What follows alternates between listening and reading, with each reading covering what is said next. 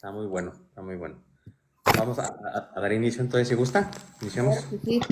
Perfecto. Bueno, muy buenas noches y saludos a todos los que nos van a ver en la retransmisión a través de YouTube o nos van a escuchar también a través del podcast. El día de hoy nos encontramos pues muy alegres de tener a una invitada que pues ya prácticamente estamos haciendo una mancuerna muy interesante en esta intención de compartir el conocimiento y pues qué mejor de la mano de una personalidad como la señora jueza, que tiene toda la experiencia tanto en el ámbito jurisdiccional como académico. La jueza cabe precisar que formó parte de la Suprema Corte de Justicia de la Nación como secretaria de estudio y cuenta en la ponencia del señor ministro Javier Lainez Potisek. La jueza también tiene un máster en Derecho Probatorio por la Universidad de Barcelona, tiene también un máster en Razonamiento Probatorio por la Universidad de Girona y pues es una especialista en estos temas que tienen que ver con todo el mundo del razonamiento probatorio y el tema de cómo analizar la prueba y sobre todo que lo más interesante es que tiene esta facilidad de traer la teoría a la práctica porque ella ha hecho resoluciones muy importantes, ha participado como proyectista en la Suprema Corte de Justicia de la Nación. Y pues el día de hoy estoy muy contento de tenerlo por acá a la jueza como invitada en este espacio, pero pues ya que más que invitada, ya propiamente este espacio también es compartido por la señora jueza, que nos hace el honor de compartirnos estos temas tan interesantes. Y bueno, el día de hoy decidimos charlar, vamos a charlar de un tema muy interesante que tiene un asidero muy importante en nuestro sistema y no es un tema nada nuevo, pero sí un tanto olvidado, tanto por los litigantes como por algunos operadores jurídicos en nuestro país, que es este tema que sí, parte de la línea del razonamiento probatorio también, pero habla de un tema muy interesante que es este llamado estándar para condenar a una persona. Muchas veces hemos escuchado en audiencias propiamente, en algunas clases de derecho, etcétera, respecto al grado que se necesita para poder condenar a una persona, un grado más elevado, un grado distinto al que ahora ya hemos escuchado para vincular al proceso a una persona. Pero pues el día de hoy vamos a hablar de este interesante tema. La señora jueza nos va a explicar este tema de qué es más allá de toda duda razonable. Bueno, muy buenas noches, jueza Erika. Un gusto tenerla por acá como siempre. Raúl, muchísimas gracias por su invitación en este espacio que yo admiro porque la divulgación del conocimiento gratuito pues es muy importante para el avance de la sociedad y para que la gente conozca sus derechos y siempre, no nada más los abogados, todos tenemos que tener conocimiento de estos temas y tratarlos de explicar en un sentido sencillo. También sé que lo siguen bastantes estudiantes, eso es muy importante, estudiantes de derecho, para que se vayan familiarizando con los temas, conozcan lecturas, vayan también pensando en sus temas de tesis, que a veces eso detiene el avance profesional porque pues es difícil a veces encontrarlo o un gusto también profesional de en qué desarrollarse. Entonces todo esto que usted hace pues es muy importante en todas esas dimensiones que he mencionado y agradezco que me haga partícipe de esto y que continuemos divulgando el conocimiento de manera gratuita en nuestros espacios. Y sí, esto de más allá de toda duda razonable es porque lo escuchamos mucho, querido Raúl, lo vemos hasta en las películas, ¿verdad? De juicio, sobre todo las películas de Norteamérica, y pues cada vez está más en nuestro lenguaje. Incluso recordemos que hubo una serie de Netflix de la duda razonable, un caso mexicano, un caso que llegó a la corte y que cuando trabajé en la corte tuve el gusto de leerlo directamente y participar en el apoyo al ministro para su estudio, para votar, pero un caso muy importante. Entonces, como eh, comento, pues ya es una frase que tenemos muy arraigada, pero ¿qué será eso de la duda razonable, verdad? Porque dice uno, bueno, duda y demás. ¿Y qué tiene que ver esto con los temas que de otro espacio que hemos tenido de razonamiento probatorio, que fue a manera de introducción? Y más o menos toqué esto de la duda razonable, pero ahora van a ser específico. Y esto, pues, ¿de dónde viene? De la cultura del jurado. El jurado que empezó en el sistema anglosajón, incluso hay varios estudios históricos eh, sobre el origen de esto, de qué es duda razonable para los jurados o por qué empezó así en el sistema anglosajón. Y un libro que quizás es el que mejor recopila todo esto o acaba siendo una explicación bastante sostenible históricamente, es un libro que se llama Orígenes de la duda razonable, las raíces teológicas del proceso penal, sería su título en español, de James Woodman. Y si no mal recuerdo, por ahí en Argentina hay una traducción al español, pero el libro en inglés lo pueden encontrar en Amazon, no es un libro caro, y también en un sitio que yo tengo sobre puras reseñas de libros, en donde no los cuento, sino trato que la gente se interesa y lo lea. Hace bastante tiempo hablé de esto, de la duda razonable en esa visión histórica. Y empecemos por el título, las cuestiones de las raíces teológicas. Y pues ahí en el libro nos explican que en la edad, en los juicios por jurados, pues quien decidía, o sabemos que deciden la parte de los hechos en el sistema anglosajón, son los jurados. Incluso ya hemos visto recientemente, el año pasado, hace 2 años, si no me recuerdo, un juicio de unos artistas famosos, un juicio civil, donde se transmitió todo y lo pueden encontrar en las redes sociales, este juicio, y ahí se puede entender esta situación de los jurados.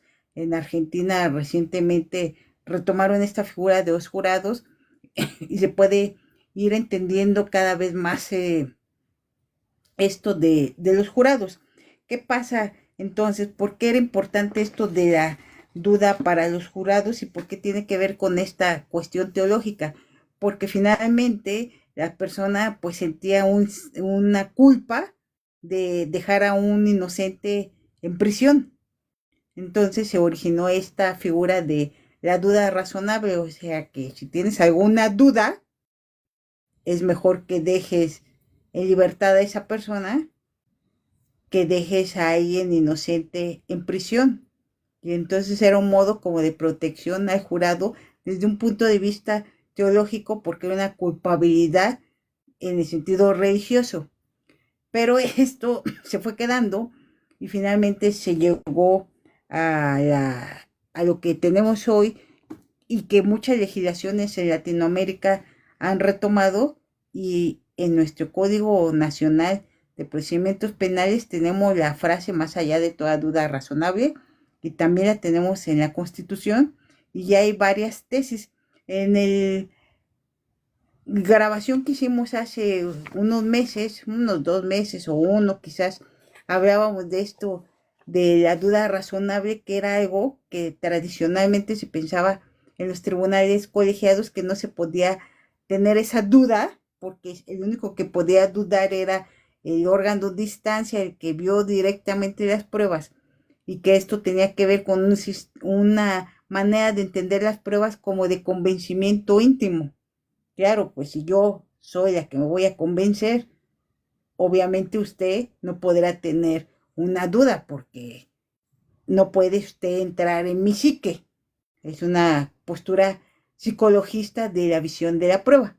Pero pues estas cuestiones de racionalidad que cada día pues tenemos más arraigado en nuestro sistema jurídico, porque por ejemplo me di a la tarea de recopilar, buscando en nuestra jurisprudencia, en nuestro semanario judicial, y con su búsqueda electrónica que tenemos, solamente escribiendo la frase razonamiento probatorio, y pues tengo me han salido más pues de 20 hojas, ¿no? De recopilar. Entonces es algo que va permeando más en las decisiones de los tribunales. Entonces eso nos hace que tengamos que entonces adentrarnos a entender de qué va esto del razonamiento probatorio. Si queremos ser unos profesionales, o los que están estudiando se van a encontrar más con esta noción. y parte, entonces ya separándonos de lo que fue ese origen eh, teológico, ya más allá de toda duda razonable, como una parte del razonamiento probatorio, pues tiene que ver con lo que ya habíamos avanzado en la anterior ocasión, estos estándares de prueba. O sea, digamos, como se los dije, en sentido didáctico, como un termometrito y cuántos rayitas necesito para saber que realmente en ese caso está probado que alguien cometió el delito. Esto podría pensarse, ¿y de dónde lo sacas? Pues esto lo estoy diciendo a partir de la teoría, de sintetizando demasiado la teoría de los estándares de prueba. Pero también aquí habría que preguntarnos, ¿el legislador nos explicó en el Código Nacional o, o en la Constitución qué es eso de más allá de toda duda razonable? Pues no, no hay una definición en el código, no hay una ni siquiera orientación para saber. Pero ¿qué ha sucedido? Que inicialmente, digamos, lo que fue la final de la novena época, de la décima época, y ya en esta que estamos en la 11ª época de la jurisprudencia del Poder Judicial de la Federación, se empezó a construir esto de los estándares. En penal, un primer momento se pensó que el estándar de prueba se llamaba presunción de inocencia. Y así hay tesis que vamos a encontrar, esas que nos dicen que la presunción de inocencia tiene varias dimensiones o varios sentidos y una de ellas es cuando es estándar de prueba. Pero después se avanzó hacia esta idea de que es más allá de toda duda razonable. Insisto, ya hablamos en el otro espacio que nos encontramos, Raúl, de este asunto de duda razonable, que yo les explicaba que fue a partir de que los tribunales colegiados decían yo no puedo dudar, porque como yo no fui el que vi las pruebas, no podría dudar, pero eso se superó a partir de la jurisprudencia de la Corte y lo que nos dijo la Corte, no, es que si nos quedamos con esa noción de que el colegiado no puede dudar porque no vio las pruebas, sería aceptar que todavía tenemos un sistema de valoración de pruebas psicologista o íntimo. O sea que es el que se convence es la persona. Y entonces, pues, yo ponía, por ejemplo, si a usted le preguntara a Raúl por qué tiene esa camisa, creo que es azul, clara, si le pregunto, me va a decir porque me gusta, ¿verdad? Y entonces podríamos discutir horas y horas y yo no le voy a convencer de otra cuestión porque a usted le gusta. Entonces eso es algo íntimo, psicologista. Lo mismo, ¿por qué tienes este suéter azul, Erika? Pues porque me tapa, porque me gusta el color, porque es brillante y no me va a convencer nadie de que es mejor ponerme un suéter amarillo, porque es algo que va en mi interior. Pues esa es la parte que debemos erradicar de las decisiones. ¿Por qué? Porque esto nos genera inseguridad para las personas, porque pues eso significará que basta con que a mí me convenza de que alguien cometió un delito y yo no sea capaz de explicar por qué las pruebas me llevan a esa decisión. Y la parte de la racionalidad es que una persona sea capaz de explicar por qué esas pruebas te responde la pregunta quién cometió el delito. Entonces esto es una cuestión, por eso no es algo nada más rimbombante de la teoría que se diga razonabilidad. Tiene una razón de ser y esta es la explicación, dar ese salto. Y eso nos lo explica la Corte en ese primer amparo donde habla de por qué los tribunales colegiados también pueden tener duda. ¿Y esto a qué nos lleva? Y que nos dice la Corte, bueno, pero cuando ya, ¿cómo va a llegar a esa duda racional? ¿Es cualquier duda? Simplemente que se le genere una sospecha de que quizás, no, quizás no fue, pues si nos quedáramos ahí, seguiríamos en el ámbito de lo íntimo, de lo psicologista. Entonces la Corte nos propone ¿Qué se debe hacer? Tener las pruebas, verificar que el fiscal está diciendo con esas pruebas que alguien cometió la conducta que es el delito. Analizar esas pruebas de manera individual, que nos va dando cada una de esas pruebas, y después hacer lo que conocemos como prueba circunstancial, que en realidad es un razonamiento inductivo. ¿Cómo podemos traducir esto en sentido sencillo? ¿Qué razonamiento inductivo? Es como armar un rompecabezas. Cada prueba nos va dando un pedacito de ese rompecabezas. Por eso la vez pasada poníamos de ejemplo que para acostumbrarnos o adentrarnos, cómo entrenarnos, cómo hacer este razonamiento inductivo, nos resultan útiles leer los libros de Sherlock Holmes, porque va encontrando pistas, ¿verdad? Y entonces uno va haciendo inferencias. Si llego a mi casa y me encuentro el florero que está partido por la mitad y veo que la mascota eh, tiene un poquito de sangre porque hay un vidrio le pudo haber saltado, pues se puedo llevar a la inferencia inmediata, sin hacer conjeturas, que el perrito lo aventó y se cortó, ¿verdad? En Pero, este punto, perdón, sí, José. no, En dígame. este punto me parece interesante lo que comenta aquí porque creo yo que valdría la pena retomar un argumento que me parece muy interesante, sobre todo que se realiza en este asunto que nos comentaba ya de la resolución del caso de duda razonable, de este amparo 4/2022, donde la Corte realiza el argumento del principio de escepticismo, que podríamos decirlo así. El principio de escepticismo donde el operador jurídico, el juzgador, debe partir y a través de su argumentación, de ese análisis que usted nos está explicando en este momento, ir superando o dando respuesta a acabar con ese o superar ese escepticismo, ya sea que lo confirme tal vez en algún sentido o bien que logre pues llegar propiamente a convencerse, pero no por su propia convicción, como usted bien lo dice, sino a través de todo este caudal y análisis, ¿no?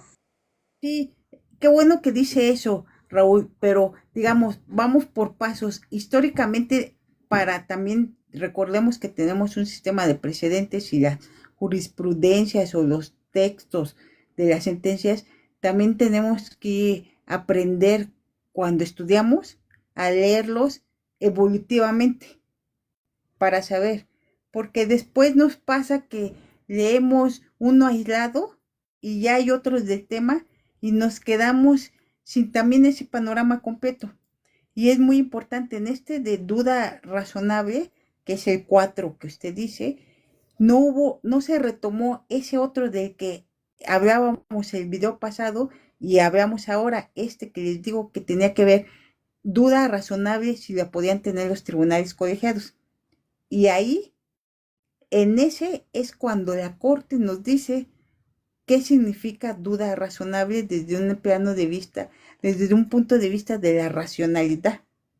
Y eso después ya no es retomado en el asunto 4 de la serie.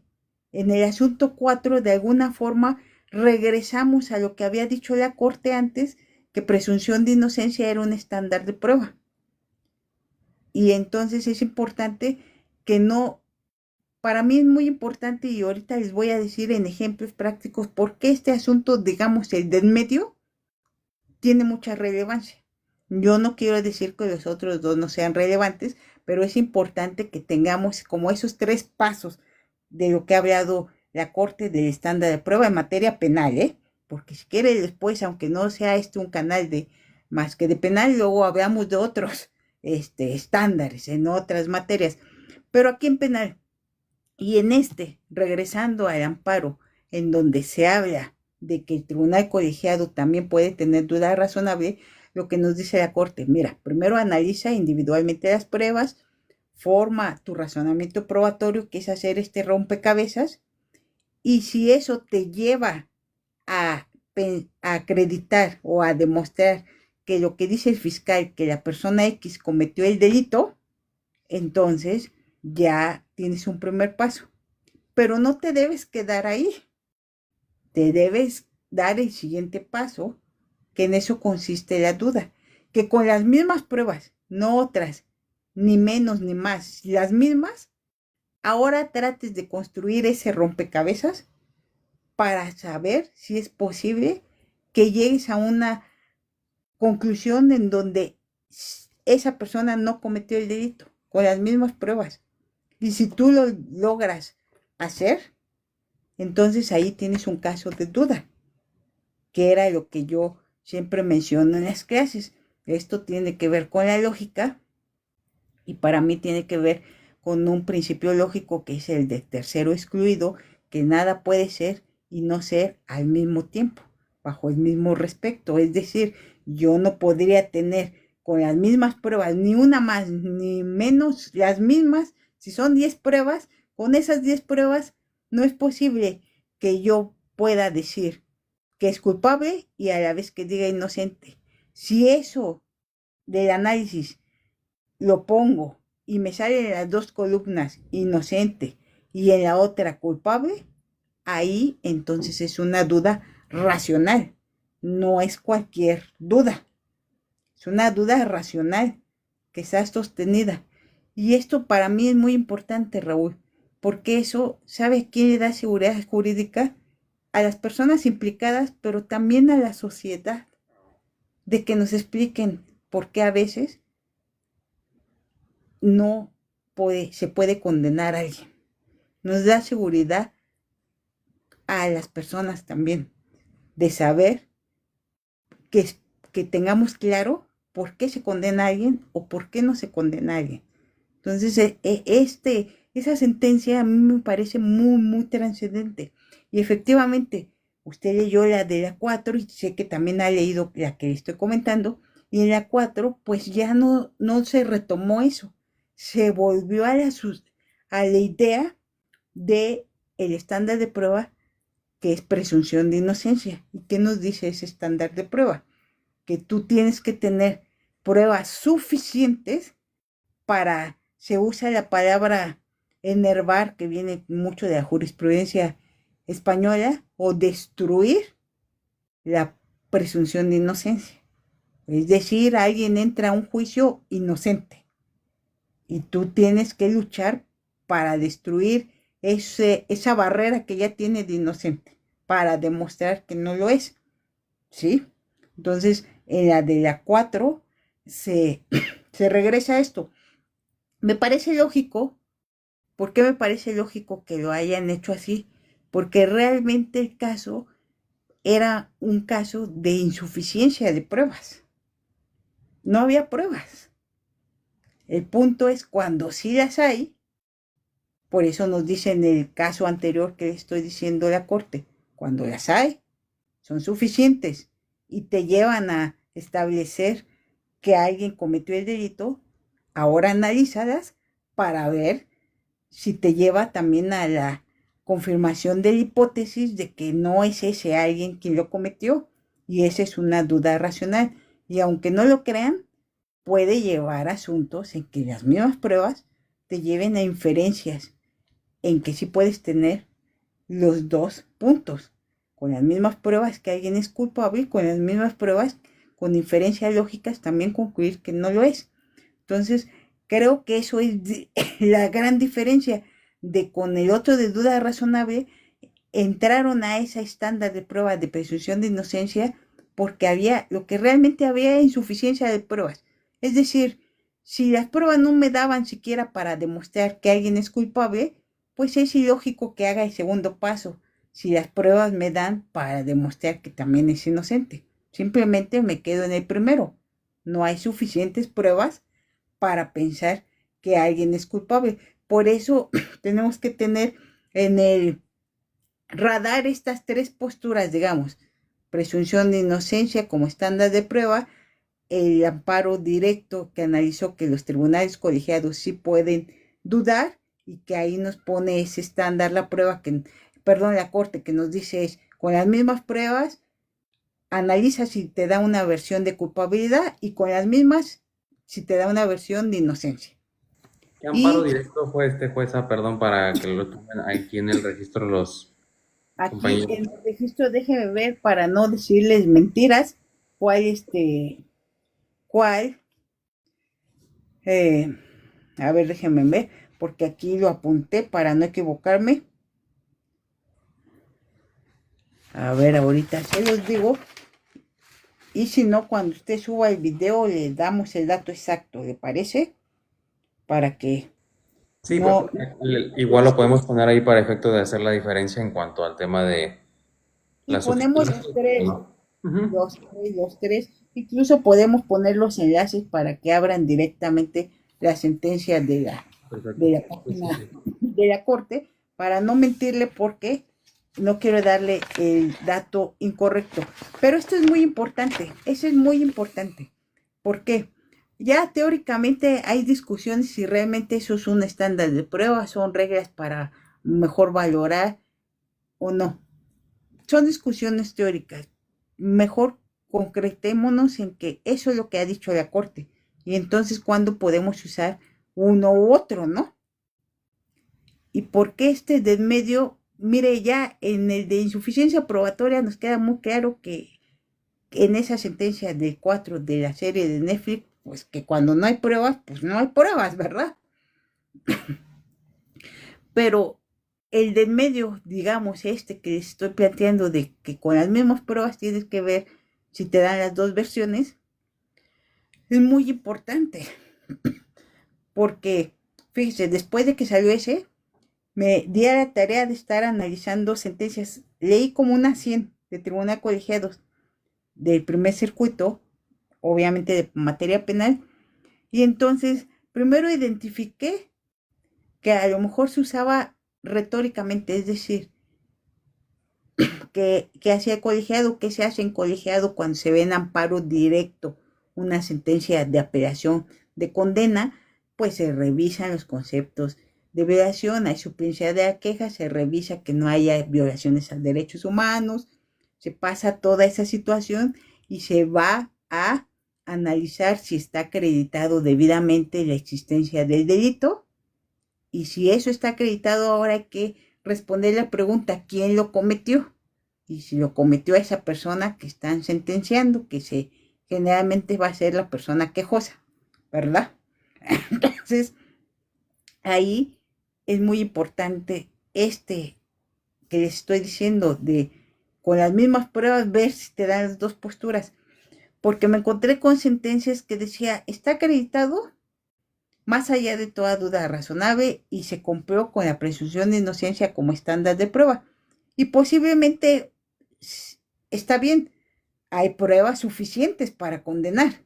Entonces, claro que sí cumplí con esa primera visión de la Corte de presunción de inocencia, es que haya pruebas para destrozar la presunción de inocencia. Si son suficientes, pues sí las hay, ¿verdad? Pero encontré sentencias donde los colegiados hacían el ejercicio de este segundo punto de la Corte, de decir, con las mismas pruebas analiza uno u otro, y se llegaba al resultado de que cuando lo hacían eran sentencias de amparo liso y llano por considerar que había una duda razonable, porque ya se analizaba desde otra perspectiva, no solo es que haya pruebas suficientes, sino que éstas te puedan dar una versión de no culpabilidad. Entonces, si se da cuenta, pues esto es radical para los derechos, para la protección e, insisto, para la sociedad, que quede claro por qué a veces no se condena a alguien, que le quede explicado a la sociedad. Y la sociedad son personas, como todas las personas, que tenemos sentido común y lógica, que podemos entender cuando nos explican, sin tecnicismos, y que nos vayan explicando. Es como cuando nosotros vamos al médico, Raúl. Nosotros sabemos derecho, pero no sabemos neurología, ¿verdad?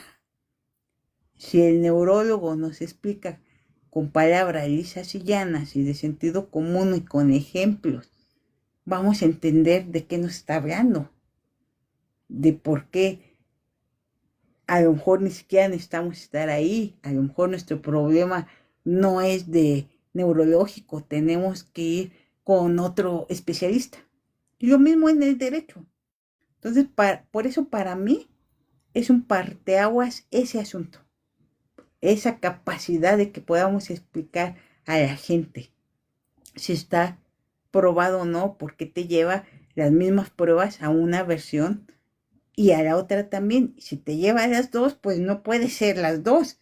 Tienes que resolver a favor de la persona acusada y entonces será decir, como también me prueba esto, se genera una duda racional. Ya ven, no es cualquier duda, una duda racional y nos lleva a esto. Entonces, esa es la importancia, querido Raúl, de esto de saber que es más allá de toda duda razonable y que entonces no, ya no es un concepto etéreo ahí en la norma y que cada quien lo entienda como quiere. La Corte se ha dado a la tarea de decirnos qué es. Y aquí es donde radica, ¿no?, la importancia, ¿no?, de que los juzgadores, tanto los juzgadores como operadores, podamos conocer estos tres distintos criterios de los que nos estás explicando acá, porque es el punto donde ya hablábamos la semana pasada con el juez de la República Colombiana respecto a este punto de la argumentación, o sea, la importancia pues de la argumentación, pero sí, o sea, la argumentación bien fundada y bien motivada en cuanto a este punto, porque si partimos propiamente, tú ya no lo explicas de una manera muy sencilla, de una interpretación que la Corte hizo en este amparo directo del 4/1/2022, pues va a ser únicamente, incluso podríamos decirlo así, que no es nada sencillo, sabemos, pero va a ser un tanto más sencillo que en el caso cuando nos encontramos entre estas dos cuestiones, que hay pruebas para dar, ahora sí siendo más coloquial, para darle para un lado como para el otro, pero aquí hay que hacer este análisis más específico, ¿no? Claro, por eso les digo, o sea, finalmente el otro se refiere más cuando no hay pruebas, cuando son insuficientes. Pues ahí ya no tengo que hacer otro ejercicio porque simplemente pues no las hay. En esa serie de Netflix todos, pues casi todos quizá la vimos y no sé si siga ahí, pero ahí el punto pues que sí, los fiscales le decían a la persona víctima, ¿verdad que son ellos? Y la persona víctima pues, si no mal recuerdo, ya tenía problemas de su vista por una enfermedad. Y entonces, si eso era una prueba esencial y la están conduciendo a la persona, pues no había pruebas, ¿no? Por eso, para mí hablo de una insuficiencia probatoria. Yo entiendo que sí se desarrollaron otras cosas. Estoy simplificando la sentencia. Hay muchos otros temas importantes. Si quiere, después hablamos de esa sentencia en específico. Hay muchos otros temas importantes, pero en esencia para lo que se trata de esto de los estándares de prueba, eh, pues rescato estas posturas de esa primera fase cuando nos dijeron la presunción de inocencia tiene varias caras y una de ellas es cuando es un estándar de prueba, que es que haya pruebas suficientes para derrotar esa presunción de inocencia. Es decir, como si la presunción de inocencia fuera una pared que protege a la persona acusada y las pruebas son dardos que tienen que destrozar esa pared, que sean suficientes, porque no lo puedo destrozar con un dardo, ahí es insuficiente. Ahora, el tema es cuando si tengo pruebas válidas y suficientes, pues antes de que digas que solamente te quedas con que analizaste para la versión de culpabilidad, pues ahora analízalas para la versión de no culpabilidad.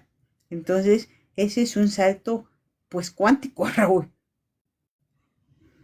Y el detalle es ese, ¿no? O sea, se escucha muy padre así teóricamente, pero ya en la realidad, tú como operadora jurídica y sobre todo tanto en aquellos asuntos tan complejos que luego llegan a la corte como este asunto y otros tantos que te tocó a ti resolver y sigues resolviendo obviamente, pero esa es la complejidad, ¿no? De, o sea, sí tienes tú ya las pruebas, tienes ahí todo este caudal fáctico, pero ahora hay que determinar cómo lo vas a estructurar tú argumentativamente para poder lograr generar ese convencimiento, tanto sí en la sociedad, pero también ante las instancias superiores. En el caso, pues ya en la corte ustedes eran la última instancia y les tocaba esta responsabilidad mayor de poder determinar al final de cuentas esta situación, ¿no?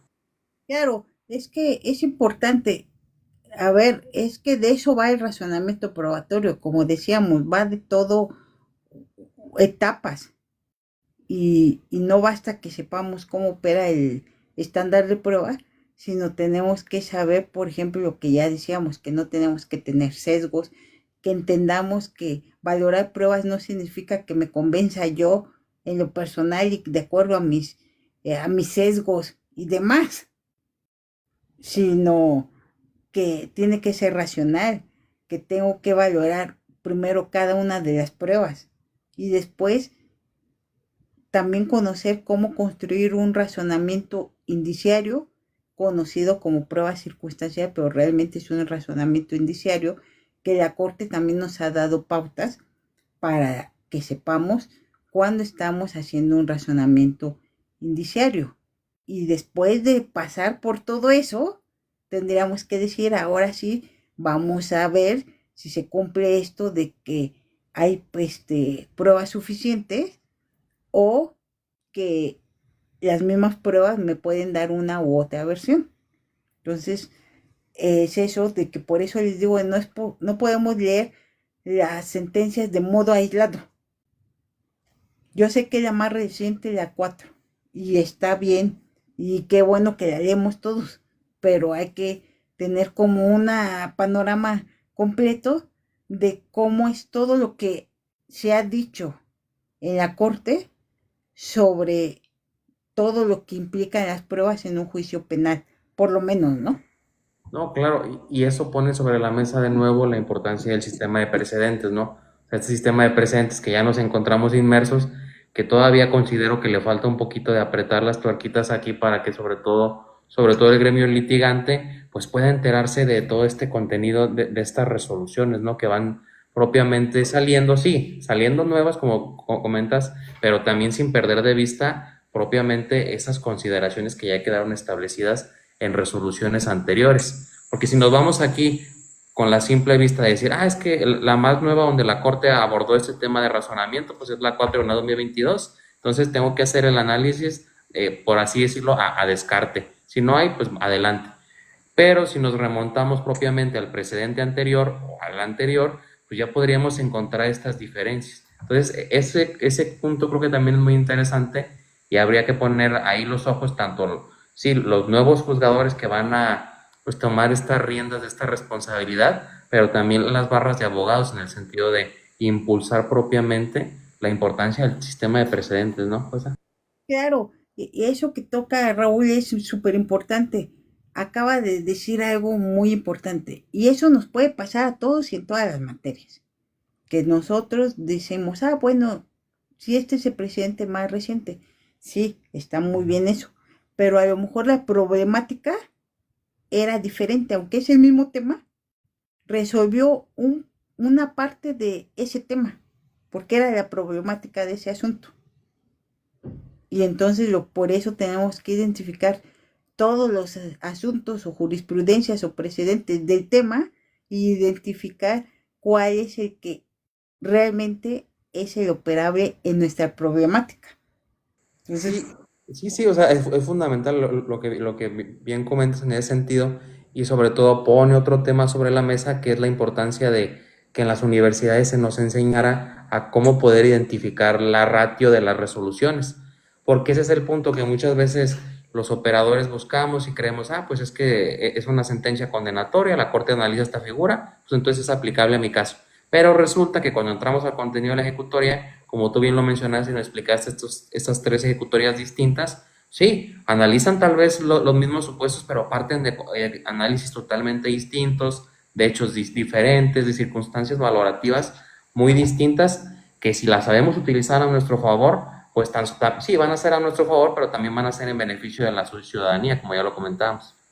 sí, claro, eso es lo importante de cada tema y también, bueno, también hay aportaciones ya de los tribunales colegiados en ese sentido, pero también es importante que leamos qué es la problemática en que se enfrentó ese tribunal colegiado para hacer una tesis, porque finalmente ahora tenemos que tener claro que en el sistema de precedentes se siguen haciendo las tesis pues como una forma de divulgación y poder tener un acceso rápido, pero realmente siempre nuestra obligación, desde el punto de vista que sea persona juzgadora, litigante y hasta para enseñar, es leer toda la sentencia para que realmente podamos explicar por qué esa sentencia, de qué se trató esencialmente. Sí, que creo yo que este tema valdría la pena dedicarle un programa para hablar sobre todo sobre este tema de que se puede identificar la naturaleza de las ejecutorias, qué es la tesis, que pues es lo que conocemos como un resumen, por así decirlo, que no es el contenido práctico, pues donde se sustenta todo, o sea, puede ser hasta el obiter, ya hablando más teóricamente, podríamos decirlo así en algunos aspectos, pero sí, o sea, como bien comenta, o sea, ese es el punto principal de sí. Conocer propiamente la resolución es la diferencia, pero sí centrarnos propiamente en la importancia de estar atentos a esta evolución de los precedentes, ¿no? Para poder identificar en estos casos estas variables que sí resultan muy importantes y que si las sabemos utilizar en cualquier lugar en el que nos encontremos como operadores, como juzgadores, como defensores o propiamente incluso como órgano acusador, pues podríamos utilizarlos, ¿no? Desde esta vertiente. Claro, y en ese sentido también hay que tener, eso es importante en estos temas que quizás se originaron en otro sistema jurídico, en otro país. Por eso es importante hacer la referencia a si, si nosotros leemos la literatura anglosajona, pues hacen, para ellos es como un problema tener más allá de toda duda razonable porque no queda muy bien claro qué es. Y entonces muchas veces que queremos abordar un tema, desde plano que sea, a lo mejor tomamos un libro y decimos, bueno, pues ya dijeron que es esto. Ahí habrá que tener cuidado, ¿no? Porque también las situaciones es que al tener el sistema de jurados, pues pueden tener unas problemáticas diferentes a esta situación que nosotros tenemos, porque quien decide los hechos y el derecho aquí, pues es una persona juzgadora, diferencia en el sistema anglosajón. Entonces, por eso sí es importante saber que ahí se originó, pero ahí ha tenido una evolución y tienen unos problemas determinados ya, y que hay todavía discusiones de será bueno que lo tengan o no, ni No, siquiera. y lo que platicábamos, perdón, pues en la ocasión pasada de los sesgos, ¿no? O sea, la importancia, pues, el peso que tienen estos sesgos, si los propios juzgadores, hablando de, por ejemplo, los tribunales de enjuiciamiento que en la mayoría del país sabemos que operan o resuelven de manera unitaria, ahora tratándose de un órgano, ya por así decirlo, colegiado, con mayor razón, ahora de un grupo de personas, pues son estas complejidades, ¿no? Que tenemos ya y que a finales de cuentas se van a ver permeados en la resolución, que no deberían, como ya nos lo ha explicado usted en la charla pasada que tuvimos, que hablábamos de estos sesgos al momento de analizar la prueba y propiamente sopesarla, pues esa es la problemática. Claro, y aquí pues tendremos que meter otro tema que de algún modo adelantó el juez David Guedes de Colombia cuando habló de argumentación, que en esta situación de razonar en un juicio el tema de prueba, pues todo lo que ya dije, tenemos que saber la valoración, el estándar, en qué implica, cómo construir un razonamiento indiciario, pero tendremos hay algo muy importante en los razonamientos en general y en la prueba es importante esto que se llaman inferencias. Inferencias, o sea, cómo puedo pasar de este hecho que está probado a otra conclusión sin hacer conjeturas, sin caer en sesgos, pero que también esa inferencia lógica sea correcta.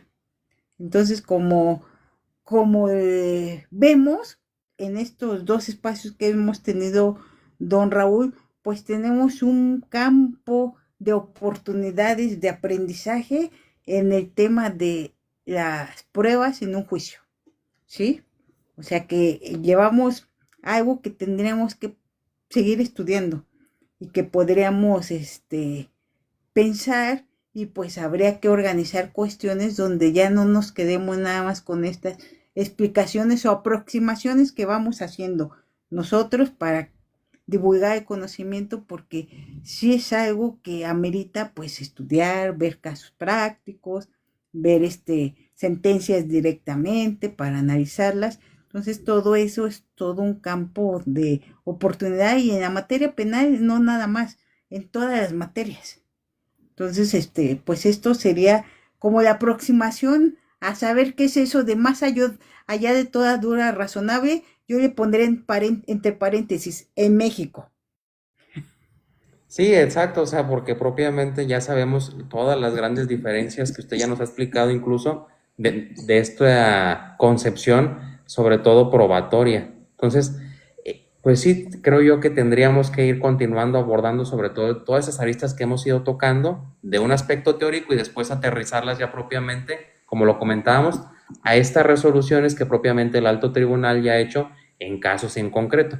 Y bueno, pues ya estaremos organizándonos, jueza, para hacerlo algo interesante y ahora sí, con casos en concreto, platicando sobre este punto. Pues yo te sugiero, mi querido Raúl, que a lo mejor para cerrar esta como trilogía de lo que hemos venido hablando, primero una aproximación en general del razonamiento, ya hablamos de estos 3 puntos de más allá de toda duda razonable, podríamos cerrarlo con hacer otro para hablar solamente de la sentencia de duda razonable y entonces sí, ya teniendo como todo ese panorama, podríamos hablar de sentencias quizás ya concretas, ¿no? De aplicación de toda esta, digamos, lo que llama la propia Corte su doctrina constitucional respecto a las pruebas en los juicios penales. Y entre paréntesis subrayo en México porque seguramente te ven personas de otros lugares de Latinoamérica, entonces es importante que es a partir de las decisiones de la Corte Mexicana. Sí, sí, me parece muy bien, jueza. Podemos hacer ese análisis respecto a la 4 y ya vamos introduciendo a otras diversas y ya incluso después podemos invitar al juez Guete y a otro juzgador que por ahí estaba de Chile para realizar un análisis de cómo se ha realizado este razonamiento probatorio en Latinoamérica, pues. Ya, Claro. obviamente, ya luego podemos invitar a lo mejor a alguien de Norteamérica y empezar a hacer como que esa diferenciación en cuanto a ese punto, pero me parece muy bien. Muy Bueno, bien, pues ya Raúl. hemos escuchado el día de hoy a, pues más que invitada propiamente, ya forma parte de esta Casa de Derecho Penal para Todos, la señora jueza Erika Yasmín Zárate Villa, una experta en razonamiento probatorio, que de una manera tan sencilla nos explica estos temas que como ya hemos platicado aquí son muy elevados, son muy amplios, pero sobre todo son muy interesantes y la importancia aquí es esto, hacer ver a la ciudadanía que tienen una importancia y una trascendencia en lo que resolvemos en el Poder Judicial de la Federación, en los poderes judiciales locales y sobre todo en cualquier actuación que tienen todos los operadores jurídicos en nuestro sistema. Es por eso la importancia de que hacemos estos espacios de manera gratuita, compartiendo el conocimiento de la mano de gente tan experta y tan brillante como la señora jueza. Y pues estaremos aquí charlando en próximas ocasiones con la jueza respecto a esta sentencia del amparo directo 4 de 2022 de la sentencia de duda razonable. Se las vamos a dejar acá abajo del video en YouTube para que puedan ustedes irse permeando un poquito de esta resolución y ya igual este día que propongamos y nos agendemos con la jueza, pues charlaremos y analizaremos detenidamente esta resolución que vale mucho la pena y también los precedentes anteriores de nuestro alto tribunal para llevar este sistema de precedentes que así se ha querido. Bueno, le agradezco mucho, jueza, por estar acá con nosotros compartiendo su tiempo y sobre todo su gran conocimiento. Les Gracias. agradezco a todos los que nos siguieron en vivo, a los que nos van a escuchar a través de esta repetición. Muchas gracias. Los esperamos a que sigan atentos a nuestras redes, sigan a la señora jueza en sus redes de X, YouTube, a través de TikTok. Estaremos creando más contenido de calidad jurídica y recuerden que aquí estamos a la orden. Muchas gracias por escucharnos. Excelente noche. Esto es Derecho Penal para Todos. Soy Raúl Rosas. Un gusto saludarlos. Hasta luego, jueza. Muchas gracias.